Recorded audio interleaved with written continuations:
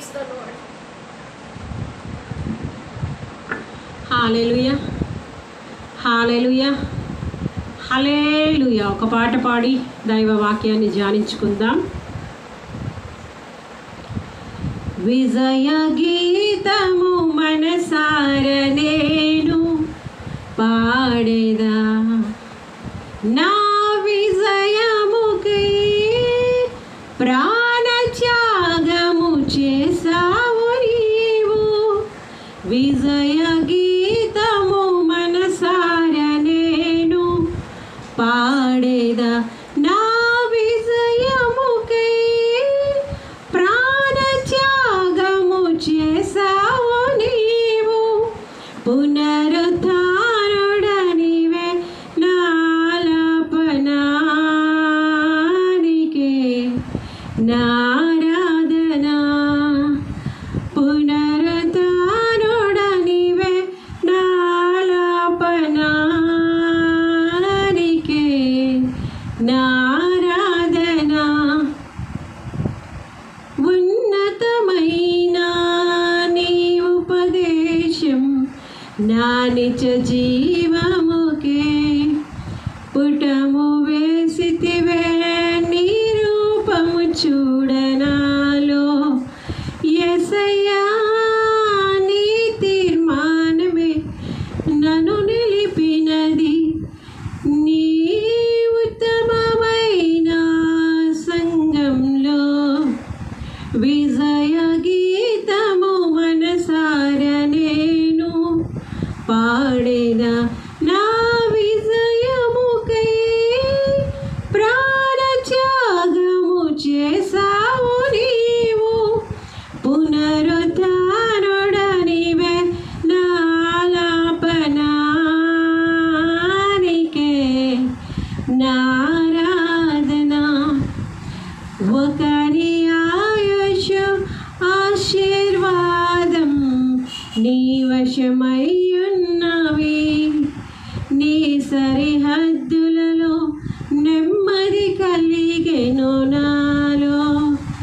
యేసయ్యా, నీ సంకల్పమే మహిమైశ్వర్యం. నీ పరిశుద్ధులలో చూపినది. విజయ గీతము మనసార నేను పాడేదా, నా విజయముకై ప్రాణత్యాగము చేసావు నీవు. పునరుద్ధారుడనివే నాలాపనానికే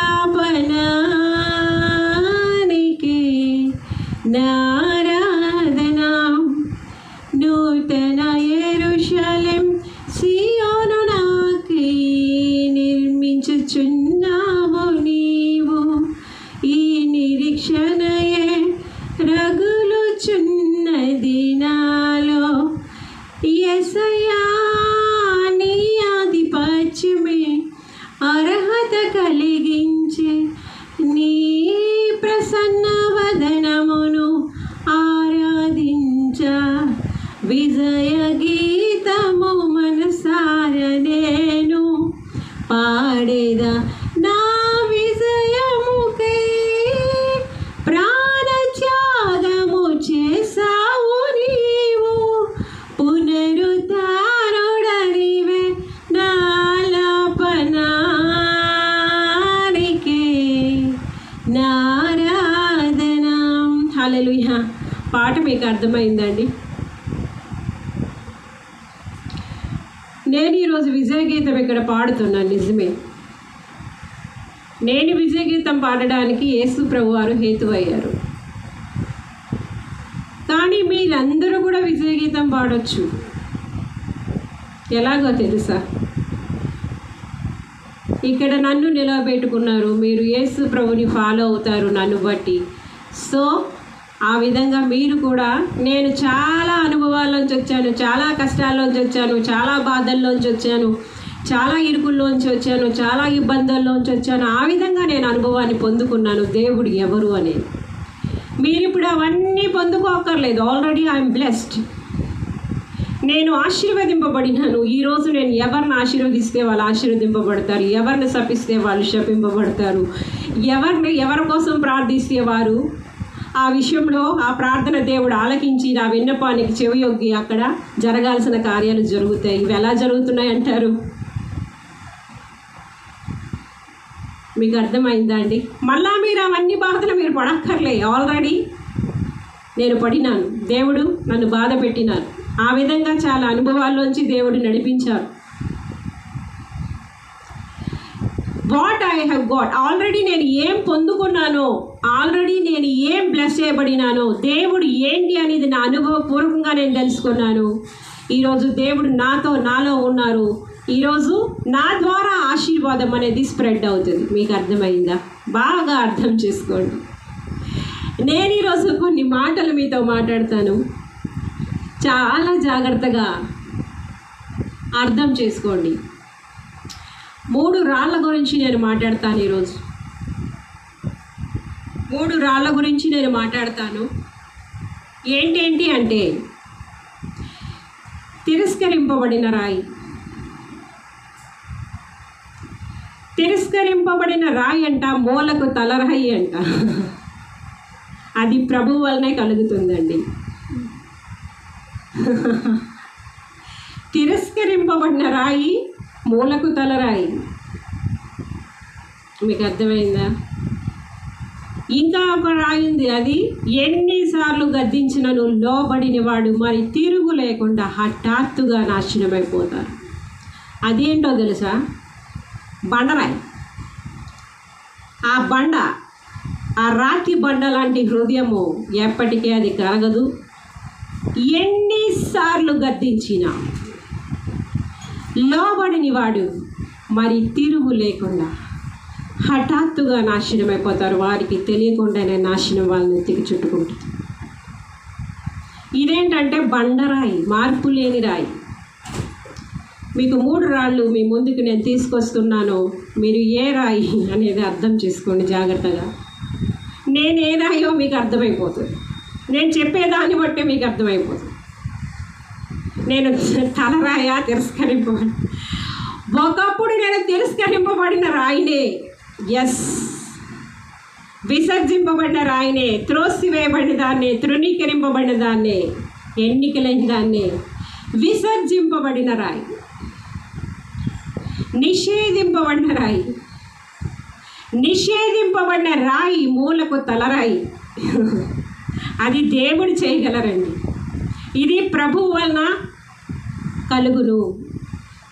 బాగా అర్థం చేసుకోండి. ప్రభు వలనే కలుగుతుంది. మీరు కూడా తలరాయిలుగా మార్చబడాలనుకుంటున్నారా? ఎవరికైనా కావాలి కదా. ముందు మరి ఆ స్థాయికి లెగవాలి కదా. మీరు కూడా ఒక్కొక్క దగ్గర ఒక్కొక్క తలరాయిలాగా నిలబడాలి అనుకుంటే మరి ఆ స్థాయికి లెగాలి. ఎలా లేస్తారు? Bible meditation through my experience అంటే ఊరికే కాదండి. ఆ ఎక్స్పీరియన్స్ అంతా 100% నిజం. నేను ఏ బాధల్లోంచి, ఏ శోధనలోంచి, ఏ కన్నీళ్ళలోంచి, ఏ కష్టాల్లోంచి, ఏ కడగండ్లోంచి, ఏ అవమానాల్లోంచి, ఏ నిందల్లోంచి నేను వచ్చాను, ఏ శోధనలోంచి నేను వచ్చాను, ఏ పరిస్థితుల్లోంచి దేవుడు నడిపించారు అనేది చాలా క్లియర్గా అందరికీ ఎక్స్ప్లెయిన్ చేశాను. అవునా కాదండి? సో మనము తలరాళ్ళే ఎట్లా అవుతాం? ఒకవేళ ఈరోజు విసర్జింపబడిన రాయిగా, త్రోసివేయబడిన రాయిగా, తృణీకరింపబడిన రాయిగా నీవు ఉన్నప్పటికీ కూడా నువ్వెట్లా తలరాయిలా మార్చబడతావు? కొన్ని విషయాలు మనం అర్థం చేసుకుందామండి. యెషయా గ్రంథం 53వ అధ్యాయం 11వ వచనం. అతడు తనకి కలిగిన వేదనను చూచి తృప్తి నొందెను. నీతిమంతుడైన నా సేవకుడు జనుల దోషములను భరించి తనకున్న అనుభవ జ్ఞానం చేత అనేకులను నిర్దోషులుగా చేయును. అతని ఆ పై వచనం, అతని నలగొట్టుటకు యెహోవాకు ఇష్టమాయెను. ఆయన అతనికి వ్యాధి కలుగు చేసెను. అతడు తన్ను తానే అపరాధ పరిహారార్థ బలి చేయగా అతని సంతానం చూసును. అతడు దీర్ఘాయుష్మంతుడగును. యెహోవా ఉద్దేశం అతని వలన సఫలమగును. ఎవరి వలన జరుగుతున్నాయండి? ఇది యేసు ప్రభు వారి గురించి చెప్పబడుతుందండి ఇక్కడ. ఆయనకుండే అనుభవ జ్ఞానాన్ని బట్టి అనేక మందిని నిర్దోషులుగా ఆయన చేసేస్తారు. అది వాస్తవమేనండి. మీకు ఇప్పుడు సజీవమైన రాయిగా మీ ముందు నేను నిలవబడినాను కదా. నా అనుభవాల్లోంచి దేవుడు ఇంత గొప్ప దేవుడు, ఇంత శక్తిమంతుడు, ఇంత సర్వశక్తిమంతుడు, ఇంత ఆదరణకర్త, ఇంత ప్రేమమయుడు, ఇంత దయామయుడు, ఇంత కరుణామయుడు, ఇంత నీతిగల దేవుడు, ఇంత యథార్థవంతుడు, ఇంత పరిశుద్ధుడు అని నేను ఎట్లా తెలుసుకున్నానంటే, చూడండి, నా అనుభవాన్ని బట్టి నేను తెలుసుకున్నాను. అది ఈరోజు నేను చెప్తున్నాను అందరికీ. దేవుడు ఇంత గొప్పవాడు, దేవుడు ఉన్నారు, నరకం ఉంది, పరలోకం ఉంది, రక్షకుడు ఉన్నారు, మనకి పరిశుద్ధాత్ముడు ఉన్నారు అని సజీవమైన సాక్షిగా మీ ముందు నేను ఎట్లా చెప్పగలుగుతున్నానండి? ప్రతిదీ నా అనుభవం నేను మీకు చెప్తున్నాను. ఈరోజు నేను ఏం ప్రార్థన చేస్తే అక్కడ జరగడం నీకు ఇప్పుడే కాదు, చాలా సంవత్సరాల నుంచి అది జరుగుతుంది. కానీ నేను ఏంటి? తిరస్కరింపబడిన రాయిని కదా, నేను నిషేధింపబడిన రాయిని కదా.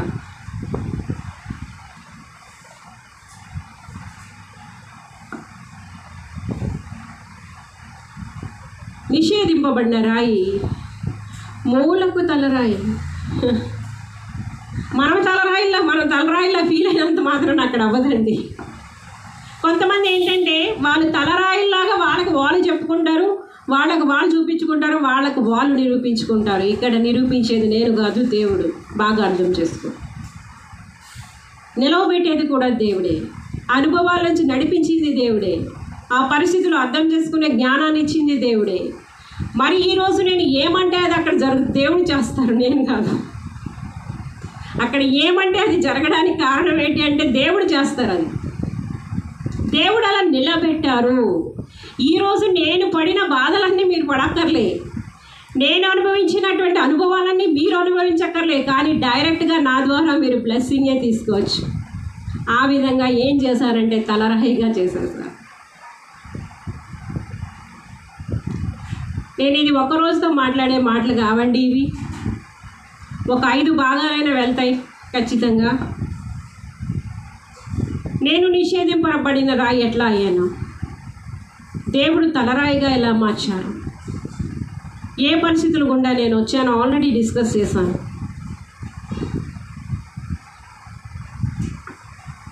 నాకెలా తెలుస్తుందంటే నేను తలరాయినని నాకెట్లా తెలుస్తుంది? ఇప్పుడు యేసు ప్రభు వారు భూమి మీదకి వచ్చినారండి. నేను దైవ కుమారుడిని, నేను ఇలా 3 దినాల్లోగా చనిపోతాను, మళ్ళీ తిరిగి లేస్తాను, ఇలాగ ఇవన్నీ యేసు ప్రభువే చెప్పుకోవాల్సి వచ్చింది. కారణం ఏంటి అంటే ఎవరు నమ్మే పరిస్థితి అప్పుడు లేదు యేసయ్యని. అలాగే నమ్మే ఉంటే ఈయనే దైవ కుమారుడు, ఈయనే మెస్సయ్య. సో కానీ ఆయనకి తెలుసు కదా, ఆయన పిలుపు ఏంటో ఆయనకి తెలుసు, దేవుడు ఆయనతో ఉన్నారా లేదో ఆయనకి తెలుసు, ఆ తర్వాత జరిగేదేంటో ఆయనకి తెలుసు, జరగబోయేదేంటో ఆయనకి తెలుసు, భూత భవిష్యత్ వర్తమాన కాలాలు ఆయనకి తెలుసు.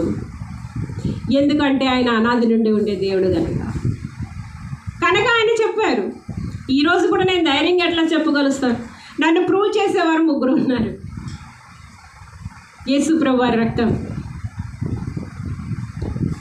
తండ్రి కుమారు పరిశుద్ధాత్ముడు. శాయశక్తులు నా జీవితంలో వాళ్ళే పనిచేస్తారు. ఎందుకంటే ఈరోజు మూలరాయిగా నన్ను నిలబెట్టడానికి ఇంకెవరు పనిచేయలేదండి. యాక్చువల్గా త్రియేకుడు పనిచేశారు నా జీవితంలో.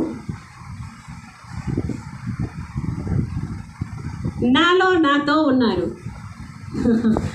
నేను తిరస్కరింపబడిన రాయినేనండి, త్రోసివేయబడిన రాయి, విసర్జింపబడిన రాయిని. మీకు అర్థమవుతుందా? యేసు ప్రభు దయకుమారుడని తెలిసి ఉంటే, అర్థం చేసుకొని ఉంటే ఆయనకి సిలువ ఎందుకు వేస్తారండి? అప్పుడు ఈ ఎక్స్పీరియన్సెస్ అనే ఆయన ఎట్లా ఫేస్ చేస్తారు? ముందే ఆయన దైవకుమారుడు అని అందరికీ తెలిసిపోతే మరి ఆయనకి అనుభవాలు ఎట్లా వస్తాయి? ఈరోజు ఆయనను బట్టే రక్షణ ఉంది. ఏ మనిషికైనా, భూమి మీద పుట్టిన ప్రతి మనిషికి యేసు ప్రభువాని బట్టే రక్షణ ఉంది. ఆయన్ని బట్టే తండ్రి అంగీకరిస్తారు. ఆయన ద్వారానే నువ్వు పరలోకానికి, స్వర్గానికి చేరగలుగుతావు. ఈరోజు నువ్వు ఆయన తిరస్కరిస్తే, త్రోసివేస్తే నిత్య నరకానికి పోతావు. ఇప్పుడు యేసయ్య మరి తిరిగి యేసు ప్రభులా రాలేరు కదా. సో ఆయన కొరకు ఇలాగా నాలాంటి విసర్జింపబడి, త్రోసివేయబడి, తృణీకరింపబడిన రాళ్ళని మూల రాయిలుగా నిలబెట్టి ఆయన యొక్క దైవ స్వరూపాన్ని, దైవ దర్శనాన్ని, మహిమను ప్రజలకు వెల్లడిపరుస్తున్నారన్నమాట. నేను ఒక్కదాన్నే అని నేను చెప్పను, కానీ నన్ను కూడా ఒక మూలరాయిలుగా పెట్టారు. ఏ అనుభవాల్లోంచి నేను వచ్చినానో ప్రతి ఆశీర్వాదము మీరు ఫ్రీగానే పొందుకోవచ్చు. నేను అది చెప్తున్నాను. నేను ఒక ఆశీర్వాదాన్ని పొందుకోవడానికి చాలా కష్టపడినాను. దేవుడి యొక్క విలువని నేను గుర్తించగలిగాను నా జీవితంలో. మీరంతా నా ద్వారా మీరు దేవుడిని తెలుసుకుంటారు, కానీ నా అనుభవాలు మీకు అక్కర్లేదు. ఈరోజు యేసు ప్రభువు వారు సిలువ పొందినారు. మన యొక్క పాప భారం అంతా ఆయన ఫ్రీగానే తీసేసుకున్నారు, ఫ్రీగానే మనకి రక్షణ ఇచ్చారు. అంత మాత్రం చేత తేలిగ్గా తీయడానికి లేదు కదా. నేను చెప్తున్నది ఏంటంటే, యేసు ప్రభువు వారు మళ్ళీ సిలువ ఎక్కరు. యేసు ప్రభువు వారు మళ్ళీ దిగిరారు, నీ కోసం నా కోసం మళ్ళీ సిలువ ఎక్కరు, కానీ నా లాంటి వాళ్ళని నిలబెట్టుకుంటారు. నేనది చెప్తున్నాను, బాగా అర్థం చేసుకోండి. నేను అతిశయిస్తున్నానని మాత్రం అనుకోకండి.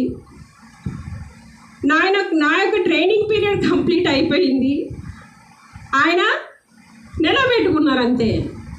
వెనకాల చాలా ట్రైనింగ్ ఉంది, చాలా సంవత్సరాల ట్రైనింగ్ ఉంది. దగ్గర 33 సంవత్సరాల ట్రైనింగ్ ఉంది వెనకాల. చాలా అనుభవాల్లోంచి వచ్చాను. దేవుని యొక్క మర్మాలు అనేవి చాలా విషయాలు నేను కనుగోగలిగాను. దేవుడు ఎవరు, మన్ను పుట్టించిన దేవుడు ఎవరు. నేను చెప్పిన మాటలు నువ్వు వింటే ధన్యుడివే, ధన్యురాలవే. యేసు ప్రభువే వచ్చి నన్ను స్వస్థపరచాలి, యేసు ప్రభువే వచ్చినంత అక్కర్లేదు. ఇప్పుడు నాతో వచ్చారు కదా, నా దగ్గరకు వచ్చారు కదా, నాతో ఉన్నారు కదా, నాతో మాట్లాడుతున్నారు కదా, నాకు ఆ ఎక్స్పీరియన్సెస్లోంచి వెళ్ళారు కదా. నేను మీ ముందు సాక్షిని. అది ఏంటట? తిరస్కరింపబడిన రాయి, మూలకి తలరాయి. నేనండి ఒక ఎగ్జాంపుల్ మీకు చెప్తాను. ఒక ఎగ్జాంపులే కాదు, నా లైఫ్లో చాలా ఎగ్జాంపుల్స్ ఉన్నాయి. చాలా సంవత్సరాల నుంచి నాకు తెలుసు దేవుడు నా ప్రార్థన వింటున్నారని, నేనేం చేస్తే అక్కడ జరుగుతుందని నాకు తెలుసు. అది నేను ఎవరికి ప్రార్థన చేస్తానో వాళ్ళకి తెలుసు, బట్ వాళ్ళ యొక్క స్కేల్స్లో నేను లేను కదా. వాళ్ళ స్కేల్స్ ఏంటి? జనరల్గా ఒక దైవజనుడు అనగానే ఈ దినాల్లో స్కేల్స్ మారిపోయినాయి కదా, పూర్వం కాదు కదా. ఇలా ఉండాలి, ఇలా ఉండాలి, ఇలా ఉంటేనే వాళ్ళ దైవజనులు, లేని పక్షంలో కాదు అని కొన్ని పరిధులు ఏర్పాటు చేసుకున్నారు కదా మనుషులు. ఇలా ఉంటే వీళ్ళు దైవజనులు కాదు, వీళ్ళ దగ్గర దేవుడు లేరు. దేవుడు ఉంటే ఎందుకు వీళ్ళకి ఈ కష్టాలేంటి, ఈ బాధలేంటి, ఇవేంటి, పరిస్థితులేంటి? చూసారా?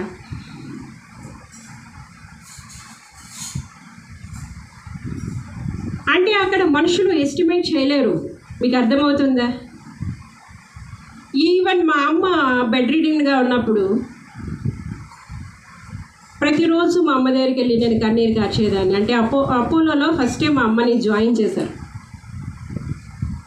ఒక ఎగ్జాంపుల్ ఈరోజు నేను చెప్తాను. నా జీవితంలో చాలా ఎగ్జాంపుల్స్ ఉన్నాయి. తిరస్కరింపబడిన రాళ్ళు అంటే పరిస్థితి ఏంటో, ఆ పరిస్థితులు గుండా దేవుడు నన్ను నడిపించారని నేను చెప్తున్నా. అంత మాత్రం చేత దేవుడి మీద అలగడానికి లేదు. నాకు తెలుసు, దేవా నువ్వు నా ప్రార్థన విన్నావు కదా, నేను ప్రార్థించదాన్ని బట్టి అక్కడ కార్యం జరిగింది కదా, మరి వీలేంటి నాయన ఇలా ఇంత తిరస్కారంగా నన్ను చూస్తున్నారు అని దేవుడి దగ్గర నేను అడిగేదాన్ని. నాకు తెలుసండి, నేను అక్కడ ప్రార్థన చేస్తే అవి జరుగుతున్నాయని నాకు తెలుసు. కానీ ఎవరికి ప్రార్థన చేస్తున్నానో వాళ్ళు గుర్తించరు, వాళ్ళ స్టాండర్డ్స్లో వాళ్ళు వెళ్ళిపోతారు. మరి నేను తిరస్కరింపబడిన రాయినేనా?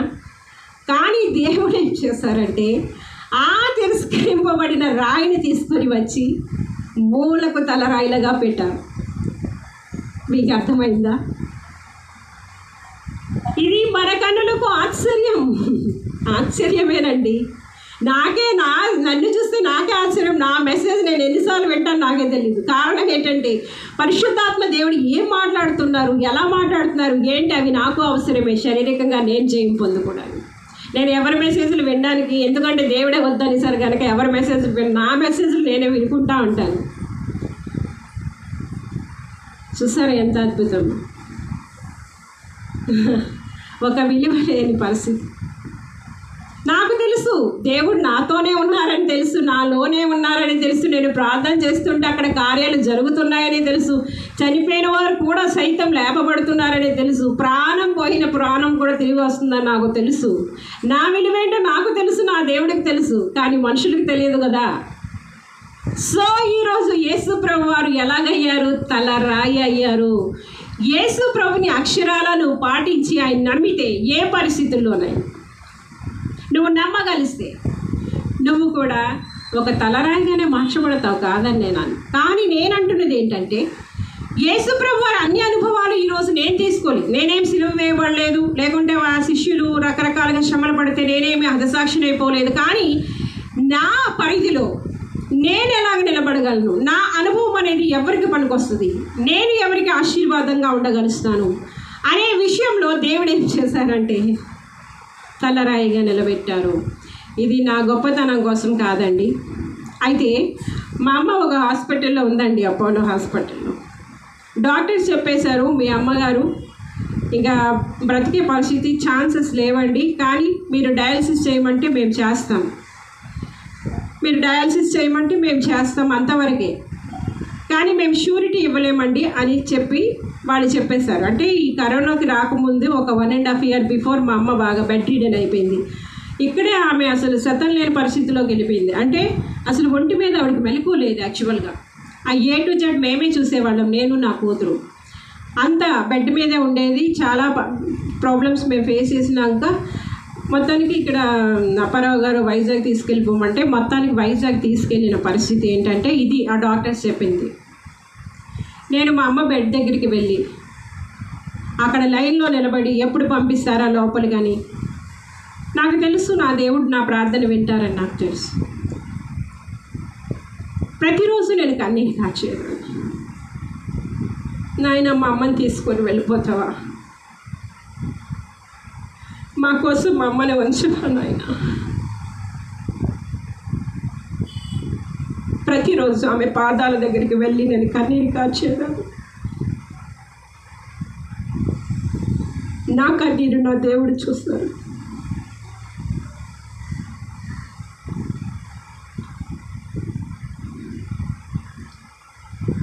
కనుక మా అమ్మ వెంటనే ఆమె స్వస్థత అయిపోయింది. యాక్చువల్గా ఆమె తిరిగి వస్తుందని అనుకోలేరు, మళ్ళీ ఆమె తిరిగి మామూలు మనిషి అయిపోతుందని ఎవ్వరూ అనుకోలేదు. ఆమె సిచ్యువేషన్ బట్టి, అప్పుడు పరిస్థితులు బట్టి చాలా బ్రహ్మాండంగా మా అమ్మ వచ్చేసి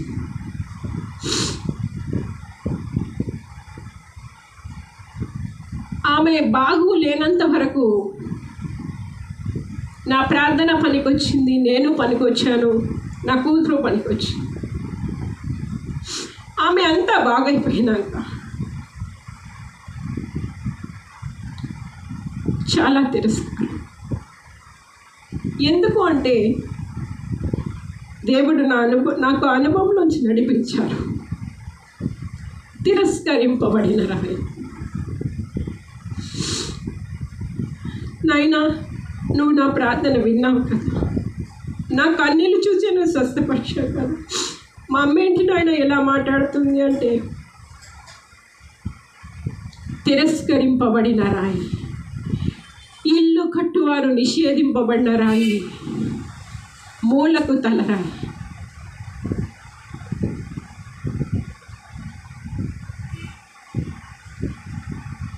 అదైపోయింది. ఇంకా మా అమ్మకి నచ్చిన చర్చికి వెళ్ళడం, ఇక్కడికి వెళ్ళడం, అక్కడికి. ఇంకా మా అమ్మ శత్రువులాగా మారిపోయిన తర్వాత ఇంకా ద్వేషించడం, దూషించడం స్టార్ట్ చేసింది. మా ఆంటీ ఒకసారి బెడ్ రిడెన్ అయిపోయింది. కరెక్ట్గా ఈ అక్క చెల్లెలు ఇద్దరు ఒకసారేనండి. కరెక్ట్గా ఆమె బాగులేని తర్వాత ఆవిడ కూడా బాగాలేదు. ఆవిడ కూడా బెడ్ రిడెన్ అయిపోయింది. అది కూడా దర్శనం ద్వారానే దేవుడు మాట్లాడినారు. ఆమె సిచ్యువేషన్ కూడా ఏం బాగాలేదు, ఫైనల్ స్టేజ్ అని చెప్పేశారు వాళ్ళు డాక్టర్స్. ఇంకా బ్లడ్ లేదు, ఏం లేదు, ఇంక ఇవి చనిపోవడమే, ఇంకా పాతేయడమే అని రెడీ అయిపోయారు జనాలందరూ. కానీ దేవుడు నాకు దర్శనం ఇచ్చి నాతో మాట్లాడి నన్ను పంపించారు. ఏమో ఎట్లా ఉంటుందని నేను పెద్ద బ్యాగ్ సర్దుకొని వెళ్ళిపోయాను. దేవుడు ఆమె పొట్ట మీద చేయిపెట్టి ప్రార్థన చేయమన్నాడు.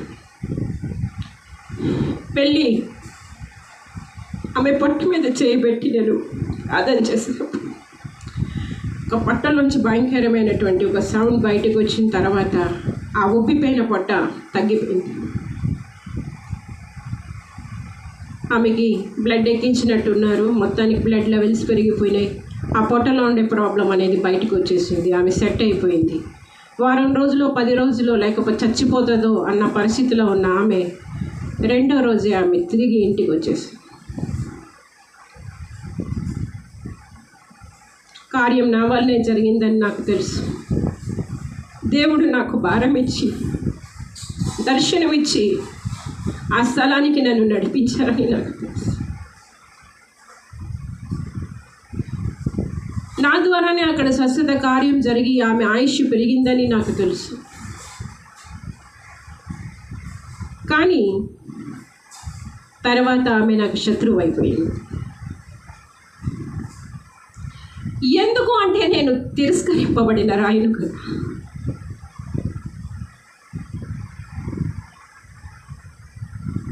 నేను నిషేధింపబడిన రాయిని కదా.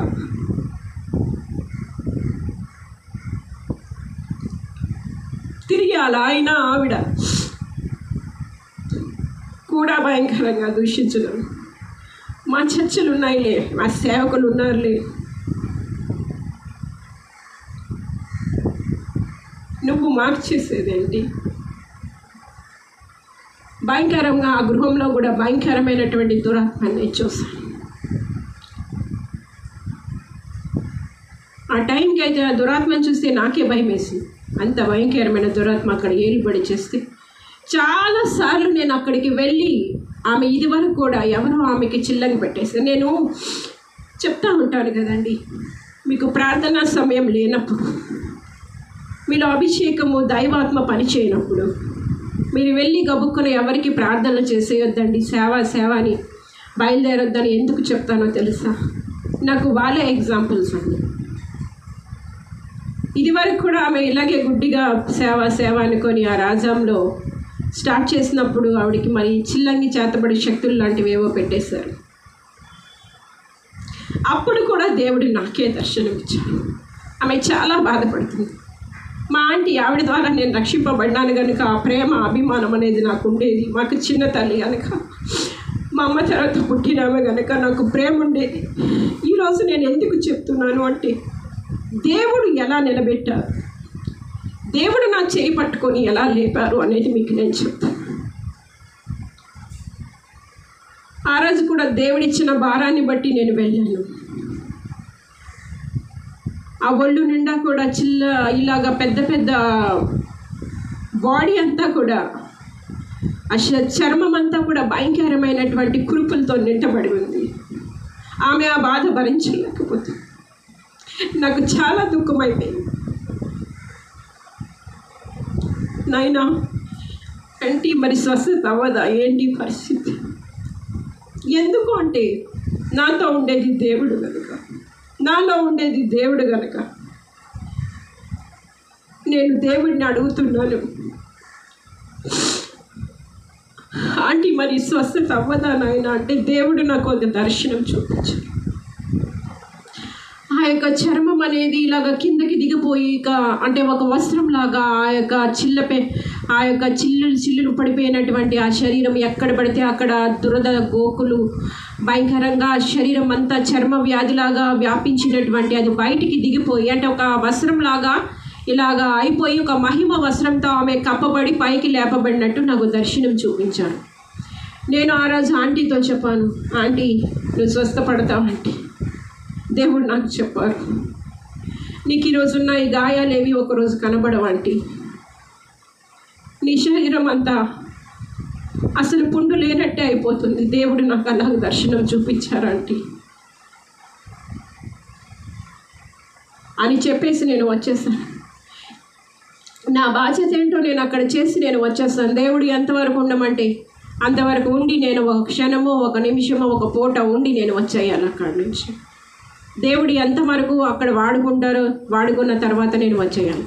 అప్పుడు మాత్రం ఒక 2-3 రోజులు ఉండి ఆవిడ దగ్గర కొంచెం పరిచర్య చేసి నేను వచ్చేస్తాను. ఎందుకు అంటే నాది మనుషుల పరిచర్య కాదు. మనుషుల పరిచర్య చేయడానికి అంటే మీ శరీరమైన పరిచర్య చేయడానికి శారీరకంగా మీకు చాలామంది అందుబాటులో ఉంటారు, కానీ నాది ఆత్మల పరిచర్య. ఆత్మల పరిచర్య, నా పోరాటం ఆత్మలోకంలో ఉంటుంది, నా జయము ఆత్మలోకంలో ఉంటుంది. అది శారీరకంగా నేను కార్యాలు నేను చూస్తాను. అది ఎవరికి అర్థం అవ్వదు జనరల్గా.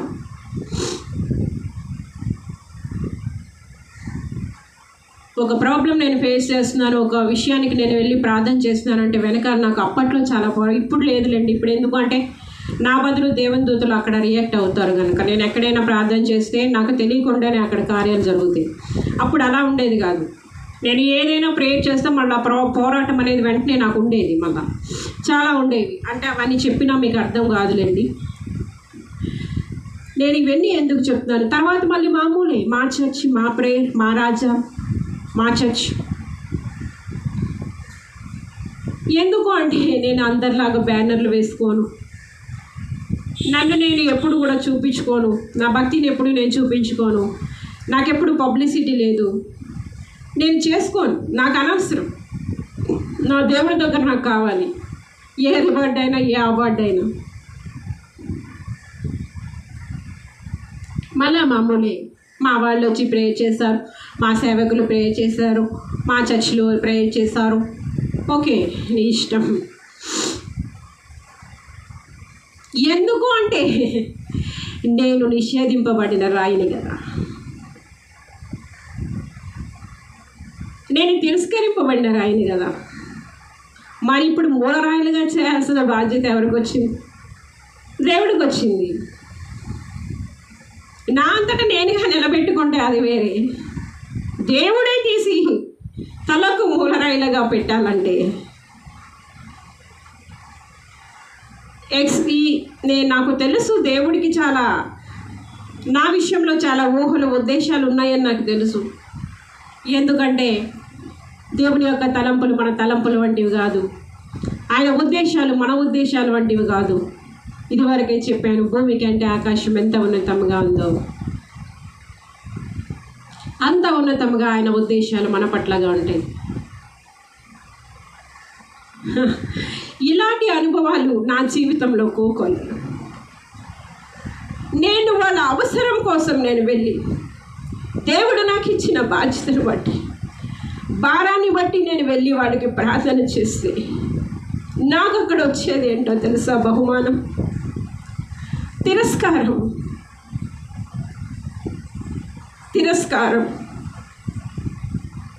నిషేధము. యేసుప్రభు వారు చేసినటువంటి ఆ శిలువ త్యాగాన్ని అర్థం చేసుకొని ఉంటే యేసుప్రభు వారు ఒక్కరే శిలువ దగ్గర ఎందుకు ఉంటారు? మనం ఆయన ముఖాన్ని చూసినప్పుడు, ఆయన శ్రమలు మనం అర్థం చేసుకున్నప్పుడు మనమే పట్టివారం. నాయన ఇవన్నీ నేను పొందుకోవడానికి నన్ను మీరు యోగ్యురాలుగా అర్హురాలుగా చేశారు. ఏ రోజు కూడా దేవుడిని ఎందుకు నాయన ఇలా జరుగుతుంది అని కాదు, కానీ ఎప్పుడు దేవుడి మీద అలగడం కాదు, కానీ ఏ పరిస్థితి వచ్చినా ఇది నా అనుభవమే. నేను అక్కడ మనుషుల్ని అర్థం చేసుకుంటాను, ఎస్టిమేట్ చేస్తాను, నేను ఎలాగ తగ్గాలో అలా తగ్గుతాను. నా వల్ల ఎవ్వరికి కష్టం కలగకుండా మాత్రం నేను చూసుకుంటాను. ఎందుకు అంటే అదే దేవుని ప్రేమ కనుక. కానీ అక్కడ నాకు వచ్చేవేటో తెలుసు,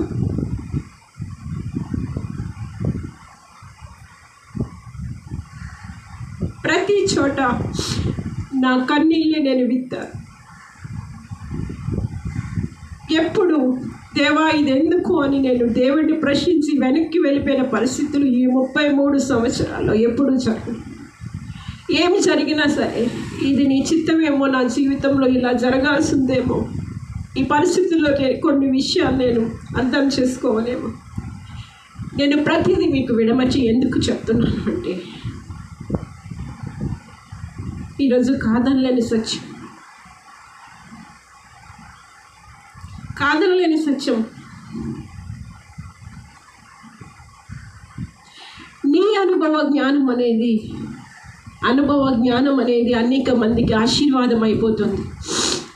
నీ తిరస్కారాల్లోంచి అందరూ వెళ్ళక్కర్లేదు కదా. ఇప్పుడు నేనేమి తిరస్కరింపబడినానో, నేనేమి అవమానం పొందానో అందరూ పొందక్కర్లే. ఈరోజు డైరెక్ట్గా నేను ఒకరి కోసం ఆశీర్వదిస్తే అది ఆశీర్వాదం అయిపోతుంది. చూసారా, నేనేం ప్రార్థన చేస్తే అక్కడ జరగడం నేను చూస్తున్నాను. అర్థం చేసుకుంటున్నారు మీరు?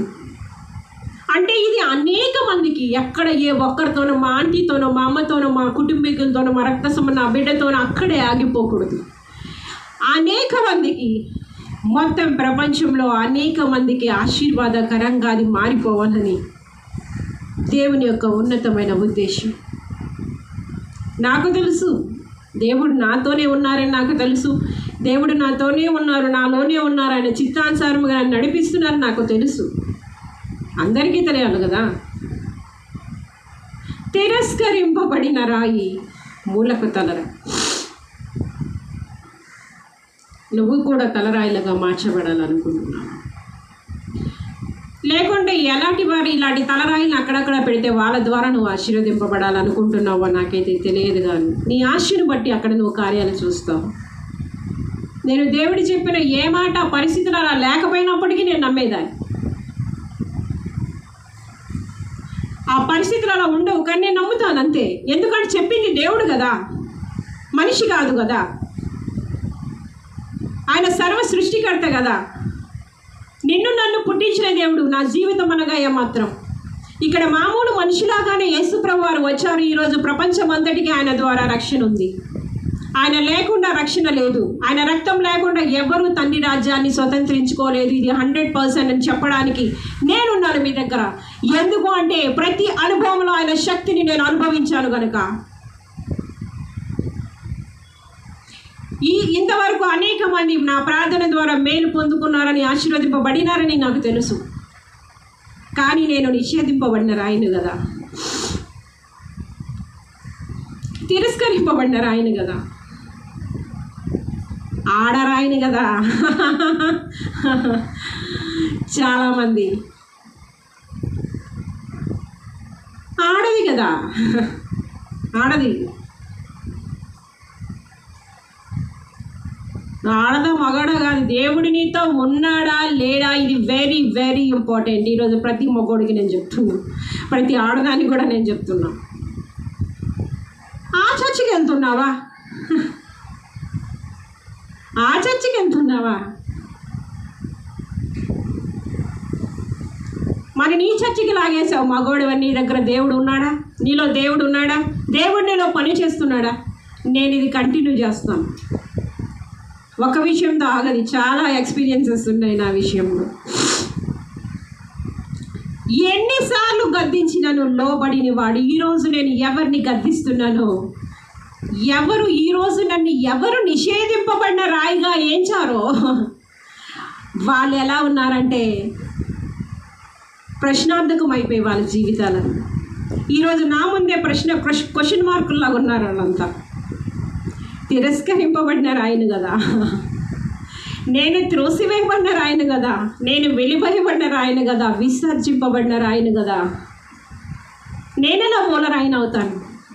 ఈరోజు ప్రతిదీ కూడా ఎవరైతే నన్ను తిరస్కరించారో, కొంతమంది భూమిని వదిలిపెట్టి వెళ్ళిపోయినారు, కొంతమంది ప్రశ్నలుగా నా ముందే మిగిలిపోయినారు.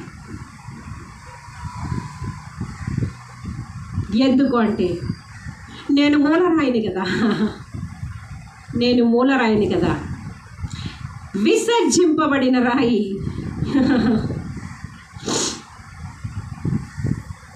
ఆ ప్రశ్నలకు మరి నేనే సమాధానం ఇవ్వాలి ఖచ్చితంగా, డౌట్ లేదు అందులో. ఇస్తాను కూడా.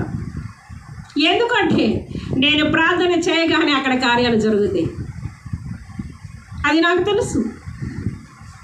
నా దేవుడు నాకు ఎంత విలువ ఇస్తారో నాకు తెలుసు. నా విలువేంటో నాకు తెలుసు. నా విలువేంటో దేవుడికి కూడా తెలుసు. ఇదంతా కారణం ఏంటో తెలుసా? దైవ చిత్తానికి నువ్వు లోబడాలి.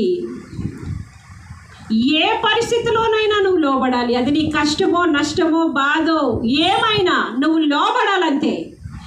ఏ పరిస్థితిలోనైనా నువ్వు ఆయన స్తుతించాలి, ఆరాధించాలి, మహిమపరచాలి. ఎందుకునైనా ఈ పరిస్థితి అనడానికి లేదు.